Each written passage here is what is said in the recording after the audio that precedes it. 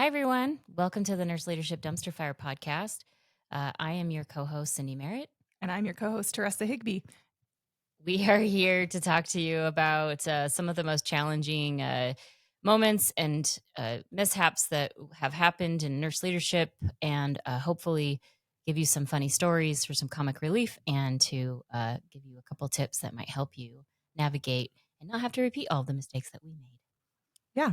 And while we do this, while we do both work for the VA, we are not affiliated in any way. This podcast is an individual venture, and we will ensure that we maintain privacy laws and change names and make sure that we are being respectful and considerate of all parties involved. However, we will try to keep the gist of the message true so that you can get the take home of what we're trying to give you the message. So today we're trying a couple of new things. First of all, it's the first time that we've done this with us both in the same room. So that's exciting. And yesterday, Teresa and I had a really great lesson on sound engineering. And so we're hopeful that this quality of sound will be an improvement from our last episodes. So today we wanted to talk to you about two things. Why does being a nurse leader suck a lot of the time? Why is it so hard? And then we have some hope at the end of it to talk to you about some options and tools that are out there that might help you get through some of those challenges as well if you're a new nurse leader or even a seasoned nurse leader and you're just stuck and you need some insight and some inspiration. So Teresa, why do you think that nurse leadership is so challenging and dumpster fiery? Well, I think one of the first things is when we go through nursing school and when you learn to be a nurse and you're training, the nurse leadership progression model is not great in all areas. Some people do it better than others, but there's not a good systematic way to get leadership progression in every system. So, a lot of times, by the time you get a job or you apply for a job in leadership, you are starting at ground zero with no training, no understanding of certain systems. And a lot of times we don't, as a bedside nurse, you don't understand the background things that are required to make a unit run. And so it looks like your managers or your leaders are just hanging out in their office and you're just like, oh, cool. What the heck? And it's actually not true. That's so true because I feel like I remember feeling that way. And I've also talked to many managers about the same thing where you're like, I'm working my ass off and I am doing all of these things to help my unit be successful and help the staff on my unit. And they just don't appreciate anything. And all they want to do is complain. And that can feel really demoralizing when you're trying to do the right thing and bring your unit up and help everyone feel successful. So, Yeah, it's really tricky. And not only that, not only does your staff feel frustrated by you, but some of your peers might be frustrated with you. And then you also have your upper leaders that are having issues because it's a complex system, right? Being a nurse leader and being in healthcare are both very complex. They're not ever straightforward and like this is the answer all the time. Now we can create some standardization and some structure, but it every situation is different, just like your patients, right? Don't ever just allow the monitors to decide for you. Always look at your patient, those basic things. And then when you're making decisions as a manager, like how is this going to impact that nurse that is caring for the patient at the bedside? And what does that look like? And it's not always easy to maintain that vision in addition with meeting the needs of the facility. But I think it's a lot easier than what we think. And that some of that is going down to the root of you deal with people. And our first 30-day episodes, Intro to Being a Manager, I think helps touch on how to manage those things a little bit. So I would say for one of them, again, like I said, dropped in, no training. Another thought is as a nurse, you're taught, and we do, it's to self sacrifice. oh, Hold your pee, yes. don't go to the bathroom, don't do this, don't, your patient's needs come first, everybody's needs come first. So when you go into management at first, being able to set boundaries or respect your own needs becomes an instant challenge, like to overcome that. So what was your experience with that, Cindy? Oh, yeah. It was like, well, I think when you're a bedside nurse, you work for 12 hours and then someone comes in and they take the load from you and you're like, here's all my problems. Take them for the next 12 hours. I'll come to get them again tomorrow. But when you're a manager or a leader, you don't have anyone to hand it off to. your problems on the unit are yours 24 hours, 7 days a week. If you're inpatient, you might get a weekend break or a holiday break if you're an outpatient. That doesn't mean you don't take it home and still think about it all the time. But yeah, there's no one to hand it off to. And so it's really hard to say, and I will also say that it doesn't ever feel like the work is done. So you're never like, oh, I got all of my boxes checked for the rest of forever, and now I can just, go home and think about nothing. That's never what happens. And so figuring out how do you like draw that line of when it's time to say, let's not do this anymore today and go home, and then go home and not have to think about work all the time, and then come back and be able to start fresh. And I will tell you from my personal experience that if you do try to stay and work, many, many hours of extra hours, thinking about it on the weekend, going home, sleeping, thinking about it so you don't sleep or you're dreaming about it, you're actually not going to function very well. And you're going to be actually less efficient and probably less productive and effective. So you have to come up with some ways to tell yourself, this is the line I'm not going to cross. It's 5 o'clock. I'm leaving the unit. And that can be really hard to do, as Teresa said, when you're self sacrificing. So I did find a good system for myself. It did take me several months to finally come to this conclusion. But what I did personally was I signed up for some exercise classes that happened shortly after my shift was supposed to end. And if I did not show up to that exercise class or I was late, I would get charged a fee. And I am a frugal little bitch. And so I was like, I'm getting to that class. I'm not going to be charged $10 because and not do the exercise. And now I have to pay for it.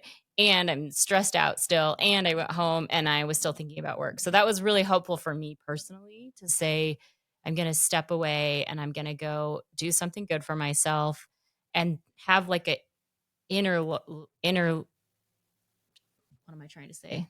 Are you saying like an inner circle? No, I'm Inner trying dialogue? to say a transition. Oh.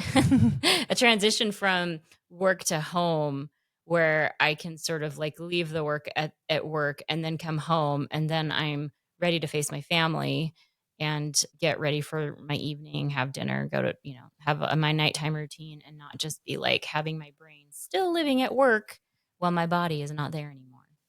Yeah.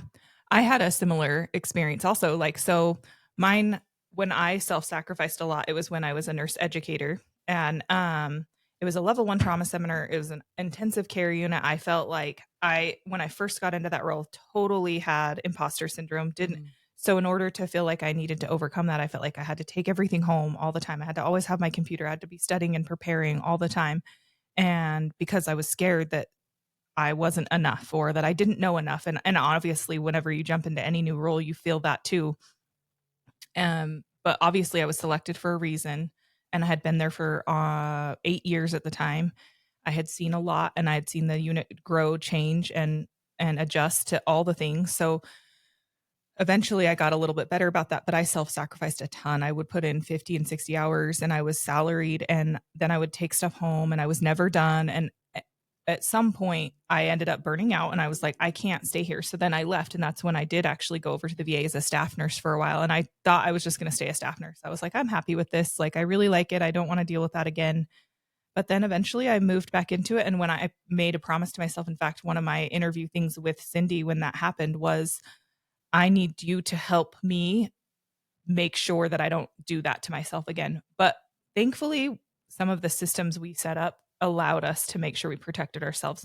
One of them being allowing our charge nurses to be charge nurses, allowing them to make the decisions. And if they did make a mistake, just having a coaching conversation, but never making them feel like they made a mistake or that their decision was wrong for whatever reason, because sometimes there's more to it than we know. So just allowing people to support us in that. I think that was one of the other big things for us. Yeah. And I would add to that I think you were pretty good at, and we talked about it together a lot, was that we gave the charge nurses some structure, like one of the things that and I think in all facilities, but even at the VA, if your census is down and the whole hospital is slow, you might need to offer to send someone home, or you might have had someone scheduled for overtime and you need to decide if you're going to have them stay or if you don't need them and you're going to, be fiscally responsible and not just keep them there because it's easier. Teaching them how to like sort of have business understanding of managing resources in a responsible way. And so we did a lot of training up front. And then I think the thing that you were really good about, because I was really good about like, here's my expectations. But then when people would push the envelope, I would be like, okay, fine, you can do that. Or I would jump in and try to rescue them, if they were like, what do I do? And then I would just give them the answer. Whereas what Teresa would do is, somebody would say, they'd text us and say, this is our situation. We have this many patients and this many staff. And do you want me to call someone off? And you would say, here's your order of operations. Mhm. First look at, what's the safe ratio in the unit? Do the other units need help? So check in with your house supervisor. And then what's the list say? Who was last to be called off? Go to that list and you make the decision because I'm not there and I don't know what's going to happen. And you are going to be the one that will have the impact of whatever the answer to that is. And if something comes back through like hospital leadership and they're like, why did your nurse do that? We agreed that we would have their back and we Mhm. would say we gave them that freedom to make that decision. But you had to really like throw that back at them and not allow them to just push the answer back to you. Yeah, we had some charge nurses that just didn't wanna make those decisions because they didn't want, one, their peers mad at them or whatever, and so, a lot of times, actually, what I would do is even just ask them questions back. Mhm, "Well, have you done this? mhm. Well, what about this? Did you consider this?" And then I just kinda coach them into making the decision Yeah, that would work better, and then the other question is like, "Well, how do you feel if you call that many people off, if this and this happened?" yeah. And then just kind of making them think through their decision Mhm. and let them make the decision, but just kind of like guiding questions to get there. This is another example of, I think, a trap that leaders can get into when you're new, especially, is that you think that you're the only one who can do something. And that might be true if you enable everyone to believe that, and if you don't teach anyone else how to do what you do. And so that's a negative cycle that I really, if you feel like you're getting into that trap, like I really encourage you to do some inner thinking and exploration about how you can let go of that need to be in control because it's just setting yourself up for failure in the long run and it's setting your staff up for failure as well.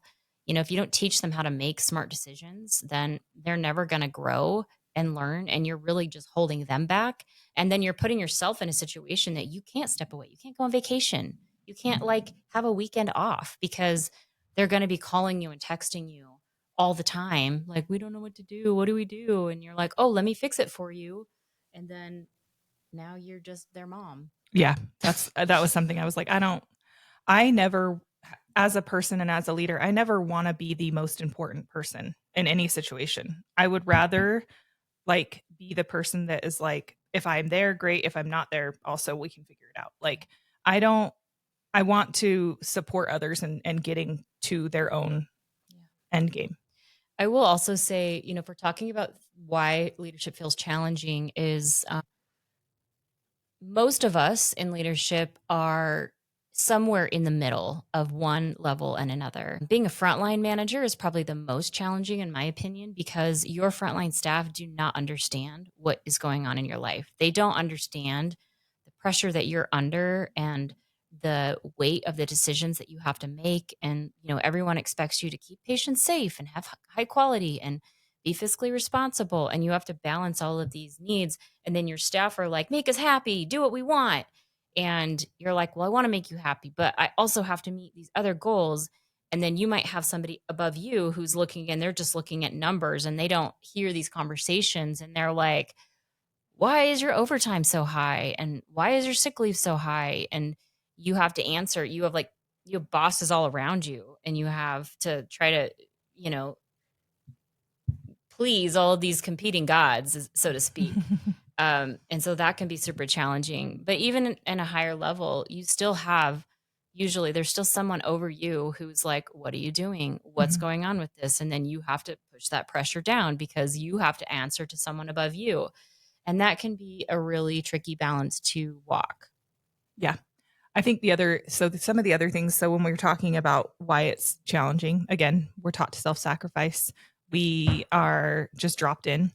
The other side of that is that technical aspect, all the technology and the different systems that you have to learn as a new manager that you've never even known, or the backgrounds of the systems that your staff use. Like, how do your budget, your scheduling, your all of that stuff. And scheduling is complex. How do you decide how many staff you need employed to run your unit?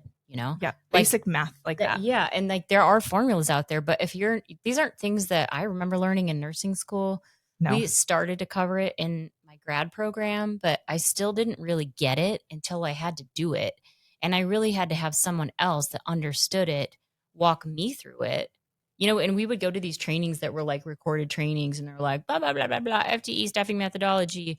And I was like, unless I'm plugging in my own numbers, this is not making any sense to me. And Correct. So that can be really challenging, especially if you're in a facility where there's been a lot of leadership turnover and you don't really have any, oh my gosh, I was going to say SME, but then I was like, what does that stand for again?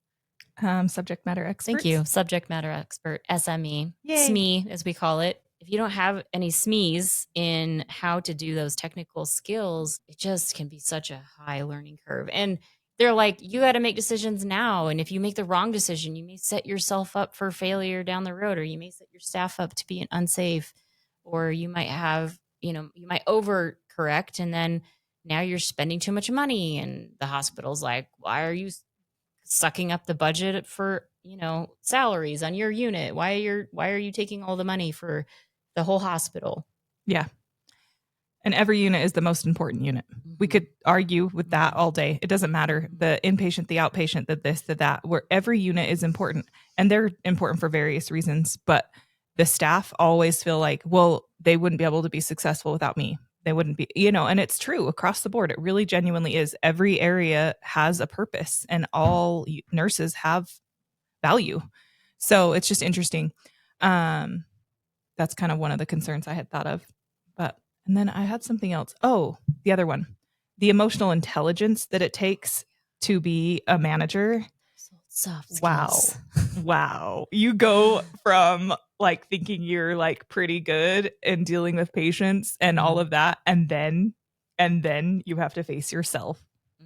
Oh, your own internal demons. Oh my God. Yeah. That's such a good one. I think we have to remember, and I think we've all had that supervisor that just comes to work and they just like emotional dump on you at the unit. You're in huddle and they're like, this sucks and this is blah, and they're stressed and they're just like exuding negativity on the whole unit, and the unit's like, I don't know what to do with this. Am I supposed to take care of you?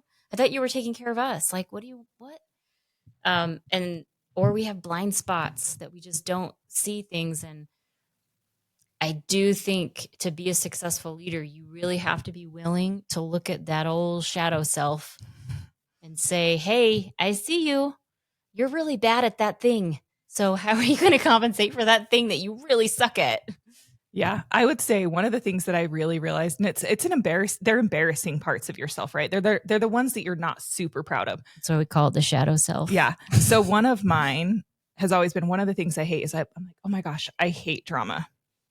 When you hate something, that's because you engage in it and you don't like it when you do. Mm-hmm. So I was realizing that I was involving myself or allowing drama to happen at some point or another.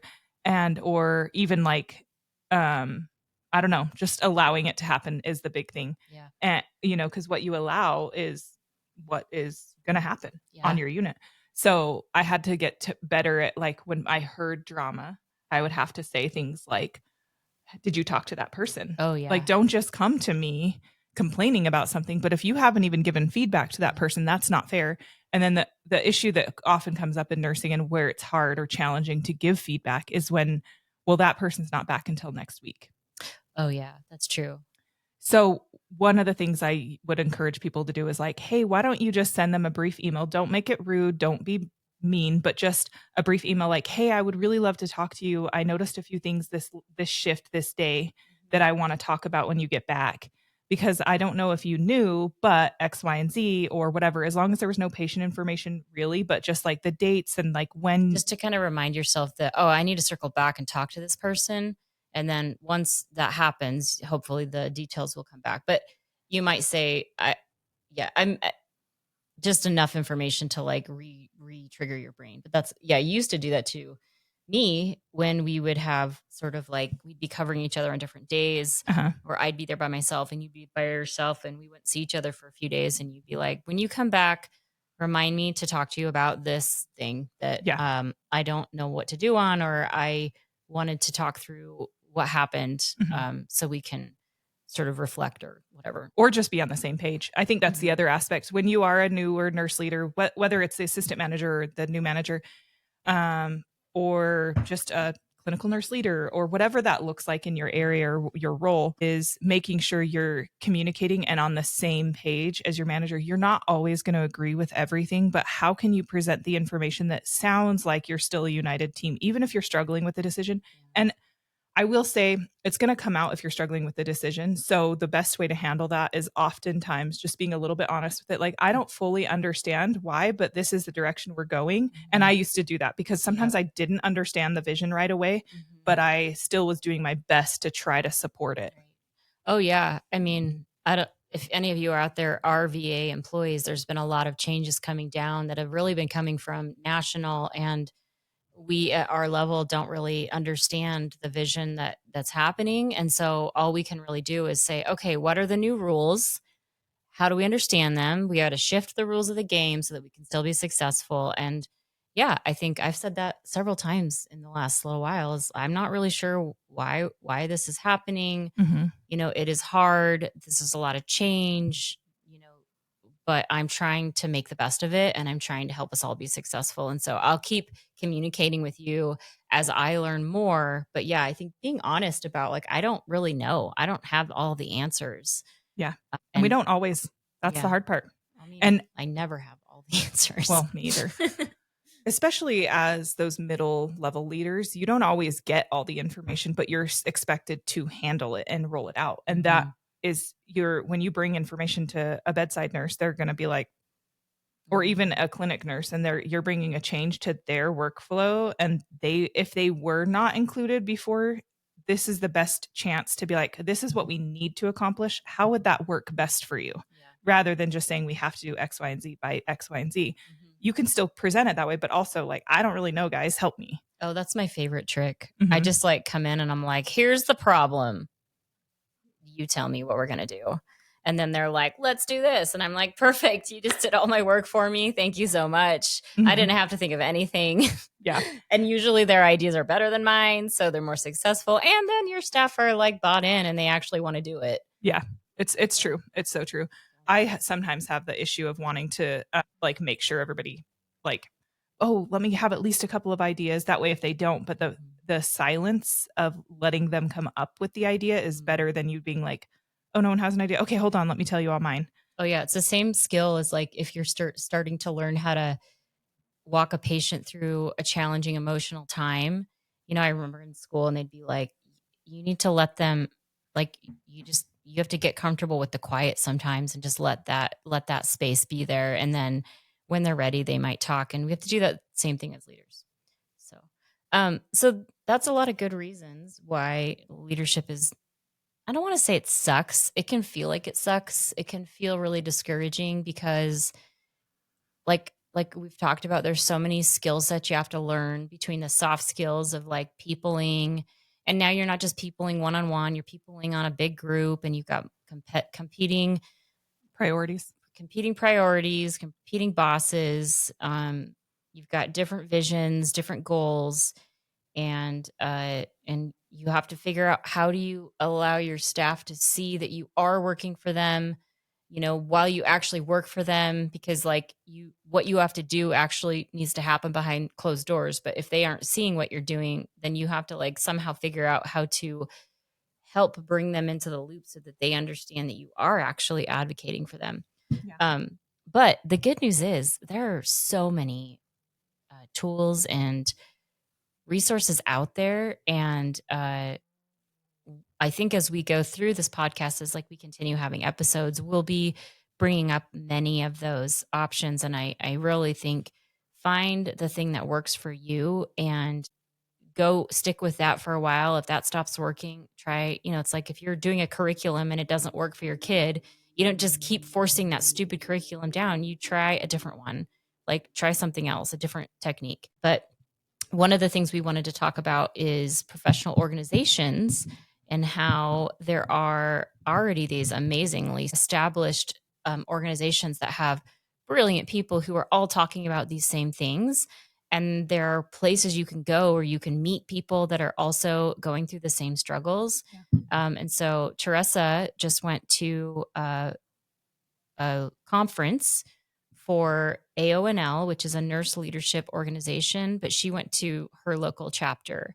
So she's going to talk to us about some of the things she learned. And I don't even know what they are. So I'm excited to hear what she learned. So it was kind of fun. It was an interesting thing. So our local chapter invited some of our other district, region people that support AONL. Sorry, I don't know how to describe that exactly.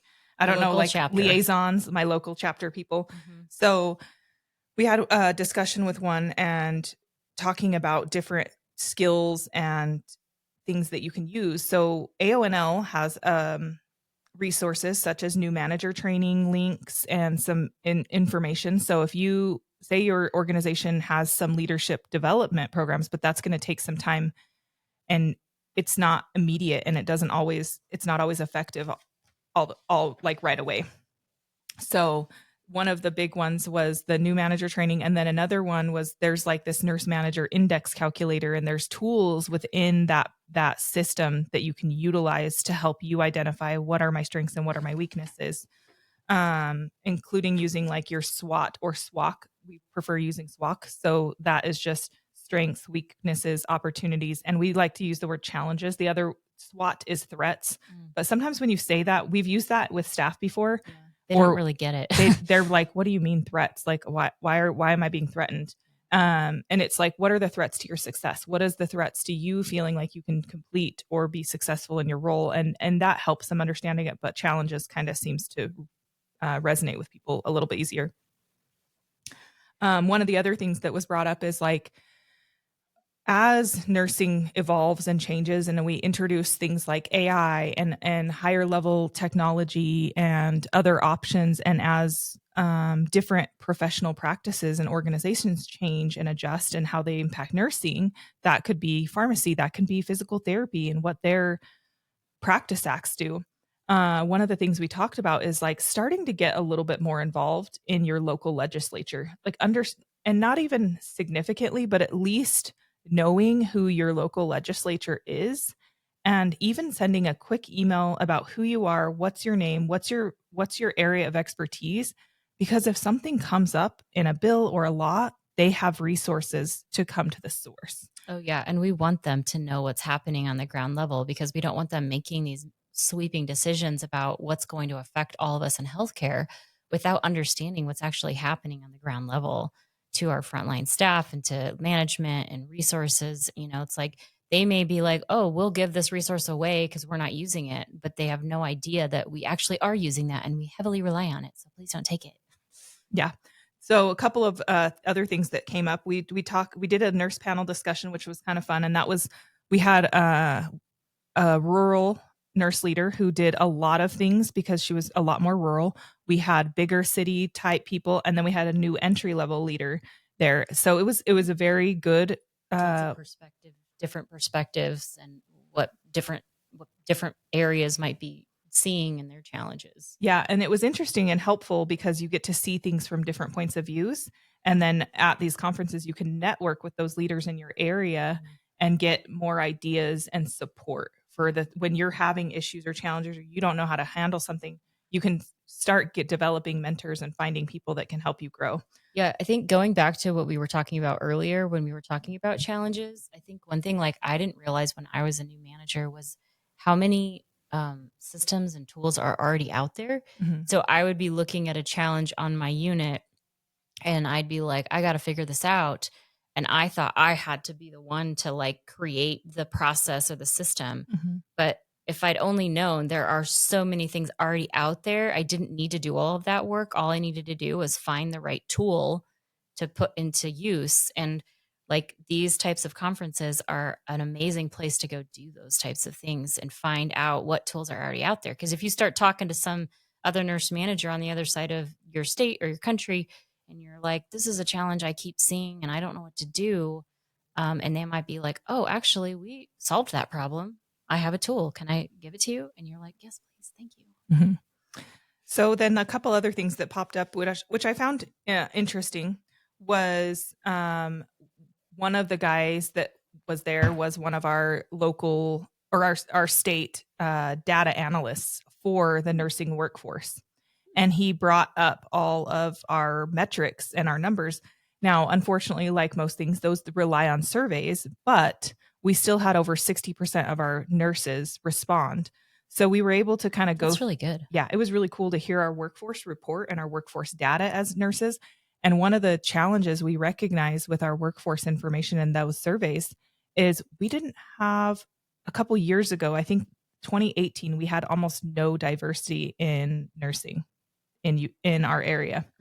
And with that, they had this team that was working towards adding that and encouraging all areas, because if we don't have the diversity that matches your population, you're not serving your population well. Yeah, that's a So it good was point. really interesting. So we talked about that. I Yeah. really liked that. And it's a different thought process to think about, but then it helps you identify like what does your team need to look like? Also, Mhm. what is your patient population? So what does Mhm. your team need to look like Mhm. in order to serve Mhm. the healthcare population better?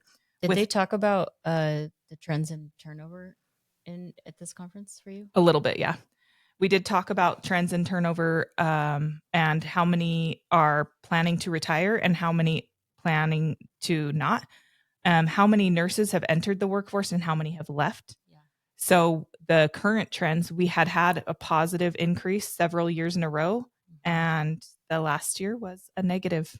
Yeah, it was the same in my state. I saw the state report came out, and they have for the amount of nurses that are planning to retire in the next 10 years and the number of nurses that are coming into the workforce in the next few years, it's not enough. We're going to have a huge nurse shortage.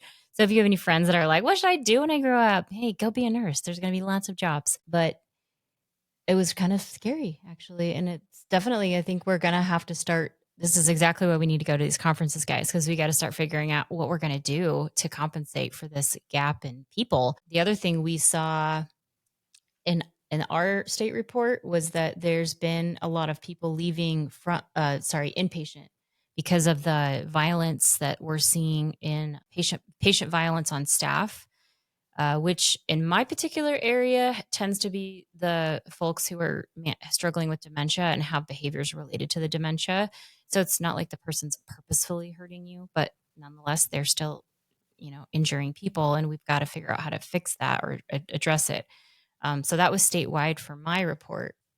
So Yeah, and I think that's probably going to be similar across the country. mhm, And that's where like having your local chapters and your bigger chapters mhm, and having those different options and opportunities available out there. One of the other things that was brought up is it's called stress first aid. So this is kind of a tool that was created for veterans with PTSD, and it is being used not even in the VA itself. It's actually being used outside of the VA at the state level of addressing how our levels of stress and how to get back into like different ebbs and flows of being in healthcare. Like if you're, so we have like, I think the stress first aid has green, yellow, orange, red. mhm. So if you get into the red, how can I move myself back? If you're typically in green or yellow, how do I get myself back? So if you're in red, does that like mean I'm going to quit my job? Yes, Okay. that's extreme. That is, and likelihood of the stress you're experiencing is going to have long-term effects,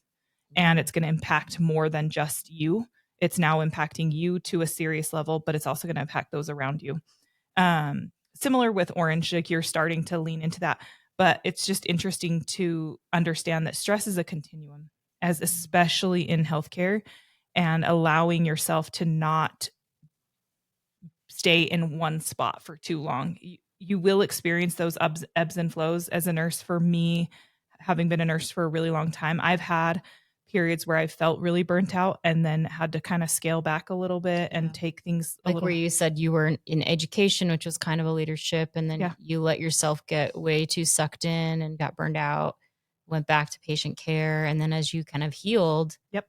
and realized, you know what, I still have something to offer, then you can walk slowly, tiptoe your way back in, Yeah. and then you've learned a lesson from the previous experience. So now what are you going to do this time to prevent that burnout? So, which is another good lesson that, if you're not getting where you want to go in life, let's say you're not even in leadership yet and you just want to be in leadership, understanding that it's a continuum and these positions are going to ebb and flow, opening and the availability of being able to move into positions like that. And so I think just remembering that you've got to try to be patient and that you got to keep putting it out there and keep trying to like take in those lessons. What did I learn from this last round? And how am I going to move forward to be more successful next time? Yeah. I think not being sad that I don't think it's ever a bad thing that you're in leadership and you take a step back, because sometimes we think we're more ready than we are. And sometimes we overgive in a way that we didn't intend. And we don't know how to get ourselves back out. And when we're burned out, we're not very good leaders. No. We might think we're doing this because we feel like people are relying on us to do this job, but we're not. We're actually probably making things worse. And, I think again, back to that like self-reflection, to be able to say, am I actually showing up as the best version of myself every day? And if I'm not, can I fix that? And if I can't, then maybe I do need to step back and go do something else and give space for someone else to try it out. Like it's like CPR. You can only do CPR for so long until you're exhausted and you're going to die. So like there's a reason that we have a rotation, so that everyone's ready. And so I'm exhausted. I got to step back. I'm going to let Taresa step in and do it for a while. And I think that's the same thing with leadership. And so I love that it's like stress CPR. Yeah. Or stress. First aid. First aid. Yeah. It's true. Because it's a continuum, and just remembering that. So I thought that was a really cool concept. And the other thing was, I had mentioned AI a little bit. When there's some states that have actually started to put AI in their legislature and the reason they're doing that is they're not doing it to hinder or prevent it, but they want to make sure that the narrative is working in favor of us as healthcare providers. That we're considering, where is that data and the data sourcing information coming from? Are they pulling that information from only one type of the population? Like, are they only looking at, for example, let's just say we're doing dogs. Are they only looking at black labs? If they're only ever looking at a black lab, what does that do for a Chihuahua? Are they only, like, I think when you do like the Google AI, it just pulls up what everyone's opinion is. So it's not actually collating in research or evidence. So you're getting like, what does everyone think? Well, just if everyone thinks something, even if it's wrong, you're going to get the wrong answer. Yeah. So just making sure that when you're utilizing or considering AI in your area, determine where the data sourcing is coming from and what that population of information they're pulling from looks like.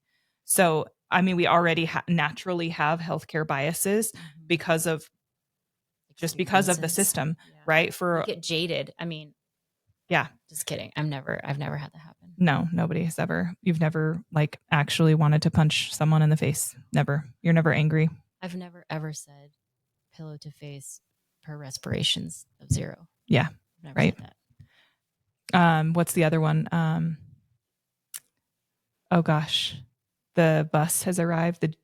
The Jesus train or something like that. Anyways, it's probably terrible to say, but just to DC to JC. Yeah, that's what it is. Thank you.